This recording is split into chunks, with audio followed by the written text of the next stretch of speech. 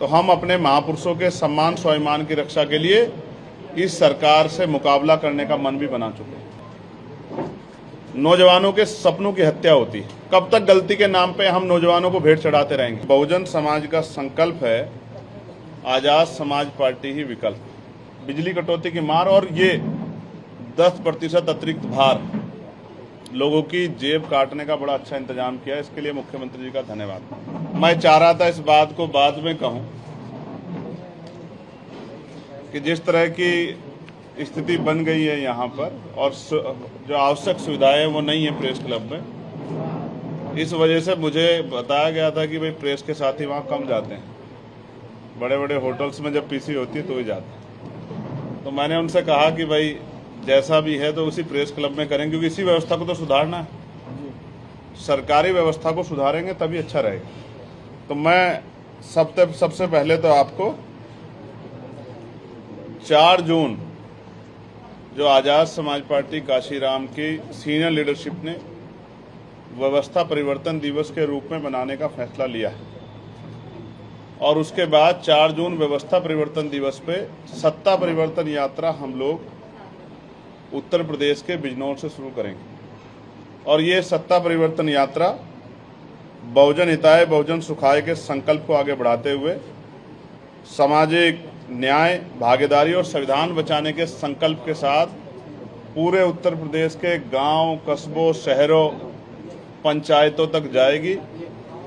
हम और हमारे एक कार्यकर्ता पूरे प्रदेश में पहुंचकर जिन मुद्दों पे मैं आगे आपसे बात रखूंगा उन मुद्दों को लोगों तक पहुंचाने का काम करेगा और पार्टी उन्हीं मुद्दों पर चुनाव लड़ेगी। मैं पार्टी के नारे के साथ आगे बढ़ता हूं कि बहुजन समाज का संकल्प है आजाद समाज पार्टी ही विकल्प। आप और मैं जानते हैं कि पूरे उत्तर प्रदेश में किस तरह के हालात हैं। वर्तमान सरकार को 9वां साल लग रहा है। 9 साल लगभग उनके जो हैं वो भी ये समझिए कि उसके भी 3 महीने ज़्यादा का समय बीत गया है। और क्या हालात है, मैं आपको अभी की खुशखबरी देता हूं जो सरकार ने आपको दी है, उत्तर प्रदेश की महान जनता को। 10% की बिजली के बिल में बढ़ोतरी की है। अभी आते आते मैंने देखा। आप सबको बधाई। उत्तर प्रदेश सरकार ने आपको तोहफा दिया है पूरे प्रदेश की जनता को 10% बिजली के रेट में बढ़ोतरी का, और वो भी तब जब बिजली कटौती चरम पर है और लोग रात भर जाके किसी तरह से समय पास कर रहे हैं। ऐसे समय में बिजली कटौती की मार और ये 10% अतिरिक्त भार लोगों की जेब काटने का बड़ा अच्छा इंतजाम किया, इसके लिए मुख्यमंत्री जी का धन्यवाद। 4 जून, क्योंकि 4 जून इसलिए महत्वपूर्ण है, पिछले लोकसभा का जब रिजल्ट आया 2024 का, तो 4 जून को ही आजाद समाज पार्टी काशीराम का पहला संसदीय सदस्य नगीना से जीता। पार्टी ने यह फैसला लिया है कि इस दिन को हम लोग उत्सव की तरह मनाएंगे और पूरे प्रदेश और देश में जहां हमारे, दुनिया में भी जहां हमारे आंदोलन जुड़े हुए लोग रहते हैं, वो सब लोग इसको उत्सव के रूप में स्वीकार करेंगे और अपने परिवार के साथ खूब मिठाई और तमाम तरह के जो है संकल्पों के जो आगे बढ़ने के लिए जरूरी, उन संकल्पों के साथ इस कारवां को आगे बढ़ाने के लिए 2027 की तैयारियों में कमर कसेंगे। पार्टी का ये मानना है कि ये केवल एक राजनीतिक यात्रा नहीं है। जो सत्ता परिवर्तन यात्रा हम लोग शुरू कर रहे हैं वो संविधान बचाने के लिए, सामाजिक न्याय स्थापित करने के लिए, बहुजन समाज की भागीदारी सुनिश्चित करने के लिए, दलित, पिछड़े, आदिवासी, मुसलमान, सिख, ईसाई, बौद्ध, किसान, मजदूर, युवा, महिला एवं वंचित वर्गों को एकजुट करने के उद्देश्य से ये यात्रा हम लोग शुरू कर रहे हैं। और जैसा मैंने आपको बताया, बहुजन समाज का संकल्प है आजाद समाज पार्टी विकल्प है। सत्ता परिवर्तन अब की बार बहुजन समाज होगा हुक्मरान। इस संदेश के साथ ये यात्रा आगे बढ़ेगी जो तमाम पहलुओं को छुएगी, चाहे वो बेरोजगारी हो, चाहे वो भेदभाव हो, चाहे उपेक्षा हो, चाहे राजनीतिक हिस्सेदारी हो, सारे पहलुओं को ये यात्रा छुएगी। शुरुआत नगीना बिजनौर से, और प्रमुख मांगों में जो महत्वपूर्ण कुछ मांगे हम लोगों ने तय की है या जो हमने संकल्प किए जिनको मैं आगे बढ़ाना, सारे तो नहीं पढ़ सकता, लेकिन एक पीड़ादायक जो आज का कष्ट है उसको यहाँ उससे शुरुआत करूँगा। आप जानते हैं अंबेडकर महासभा विधानसभा के सामने 91 में बाबा साहब डॉक्टर भीमराव अंबेडकर जो संविधान निर्माता हैं, महिलाओं के मुक्तिदाता हैं, भारत रत्न से सम्मानित हैं, उनकी अस्थि कलश स्थापित किए गए थे डॉक्टर सविता अंबेडकर जी द्वारा। एक बार पहले भी प्रयास हुआ था, 20 में दोबारा प्रयास किया जा रहा है कि उस स्थान को बदलने की कोशिश की जा रही है। मैं बहुत जिम्मेदारी से ये कह रहा हूं, उत्तर प्रदेश का एक नागरिक होने के नाते भी, क्या सरकार को सबकी भावनाओं का सम्मान नहीं करना चाहिए? पहले उस स्थल का महत्व क्या है? पहला ये कि बाबा साहब डॉक्टर भीमराव अंबेडकर जी की अस्थि कलश वहां है। एक बात, उस अस्थि कलश में बाबा साहब की अस्थियां रखी हुई है, बहुत महत्वपूर्ण है। उसके बाद भारत के पूर्व न्यायाधीश, लोक हमारे सर्वोच्च न्यायालय के मुख्य न्यायाधीश, भारत के पूर्व प्रधानमंत्री, पूर्व राष्ट्रपति, पूर्व राज्यपाल, वर्तमान के प्रधानमंत्री, सब ने वहां जाके उस ऐतिहासिक स्थल पर श्रद्धांजलि अर्पित की है। और उससे भी महत्वपूर्ण, जब मैं वहां गया अभी और मुझे जानकारी मिली कि वीपी सिंह जी ने तत्कालीन मुख्यमंत्री जी के साथ उसी स्थान पे खड़े होके वही मंच लगाता 27% आरक्षण की घोषणा वहीं से की थी। पिछड़े वर्ग के लोगों को संवैधानिक 27% आरक्षण मंडल कमीशन की सिफारिश से लागू करने की जो घोषणा थी वो उसी स्थल से की गई। ये तो हम दलित पिछड़े वर्गों के लिए शक्ति स्थल है, अधिकार स्थल है। यही नहीं, अर्जुन सिंह जी ने उच्च शिक्षा में पिछड़े वर्ग के लिए आरक्षण की व्यवस्था की घोषणा भी उसी स्थल से की थी। इतने महत्वपूर्ण स्थल को ये सरकार इधर उधर की बात करके छीनना चाहती है। मैं ये बताना चाहता हूँ, हालांकि मैं धर्मनिरपेक्ष राष्ट्र का एक नागरिक हूँ और भारतीय संविधान सभी धर्मों की आज़ादी की बात करता है, क्या ऐसा हो सकता है कि किसी एक धार्मिक स्थल पे सारे धार्मिक स्थानों का सर्जन किया जा सके कि लोग पूरे देश में कहीं ना जाए, एक ही जगह पे चले जाएं? क्या इस सर्जन के नाम पे हमारी आस्था, हमारी भावनाओं को कुचलने का सरकार ने मन बना लिया है? तो मैं भी ये बताना चाहता हूँ, अगर सरकार हमारी आस्था को कुचलने का मन बनाएगी तो हम अपने महापुरुषों के सम्मान स्वाभिमान की रक्षा के लिए इस सरकार से मुकाबला करने का मन भी बना चुके हैं। अगर उससे छेड़खानी की गई तो 2 अप्रैल जैसा आंदोलन पूरे प्रदेश और देश में हम लोग खड़ा करेंगे। ये बात की मैं जिम्मेदारी लेता हूँ और अपनी पार्टी की तरफ से ऐलान भी आपके सामने कर रहा हूँ। उसके बाद एक जो बहुत महत्वपूर्ण है, जो पीड़ा दे रहा है नौजवानों को, पेपर लीक। अभी नीट का पेपर लीक हुआ था।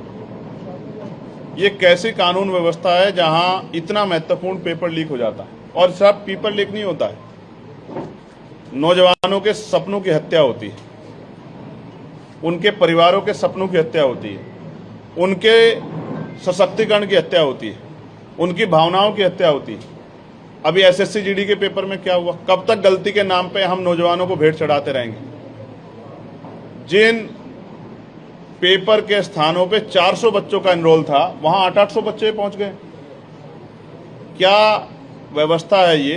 क्या कमी है सरकारों के पास? किस तरह का मजाक हो रहा है? पिछले 7 सालों में लगभग 90 पेपर लीक हुए हैं। सिर्फ पेपर नहीं लीक हो रहे, आरक्षण घोटाले हो रहे हैं, 69 शिक्षक भर्ती हुई या और कोई भर्ती, पुलिस की भर्ती हो, किस तरह के घोटाले हो रहे हैं, सब आपके सामने है।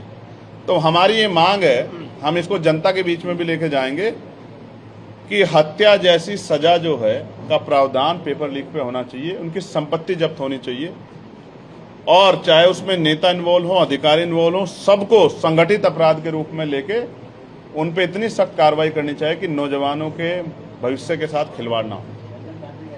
आपके घरों में भी आपके छोटे भाई होंगे, जो उम्र में बड़े हैं, उनके बच्चे होंगे। क्या आप अपने बच्चों के भविष्य को ऐसे बर्बाद होते देखना चाहते हैं? सरकार के पास कोई जवाब नहीं है। इसलिए जनता को जागरूक करने के लिए हम लोग इस सत्ता परिवर्तन यात्रा के जरिए निकलेंगे। कक्षा 1 से 12 तक सभी बच्चों के लिए निःशुल्क, समान व गुणवत्तापूर्ण शिक्षा, ये हमारा संकल्प है उस तरह जैसे आरएसएस और भारतीय जनता पार्टी ने संकल्प किया था 370 राम मंदिर से लेकर तमाम उन विषयों का। ये राजनीतिक मुद्दा नहीं है, ये हमारी पार्टी के लिए और हमारे महापुरुषों के आदेश पर, जैसे बाबा साहब अम्बेडकर, राष्ट्रपिता ज्योतिबा फूले, संत गाडगे जी महाराज, नारायणा गुरु, ब्रह्मानंद लोधी जी, तमाम हमारे महापुरुषों ने, मां सावित्रीबाई फूले, तमाम हमारे महापुरुषों ने शिक्षा को हथियार बताया। गुणवत्तापूर्ण शिक्षा नहीं मिल रही, समय समय पे नया सिलेबस के नाम पे, नई वर्दी, नई जो है जूते के नाम पे जिस तरह अभिभावकों की जेब कटाई हो रही है, किससे छिपा हुआ नहीं है। इसलिए कक्षा 1 से 12 इसमें मुनाफा नहीं देखना चाहिए सरकार को। गुणवत्तापूर्ण पढ़ाई सबका अधिकार होना चाहिए, कोई जाति हो कोई धर्म, हम सबके लिए मांग कर रहे हैं। और इस मुद्दे को हम लोग राजकाज बनने पे लागू करेंगे कि चाहे वो किसी जाति का किसी धर्म का, कक्षा 1 से लेकर 12 तक सबको समान शिक्षा मिलेगी, वो भी गुणवत्तापूर्ण।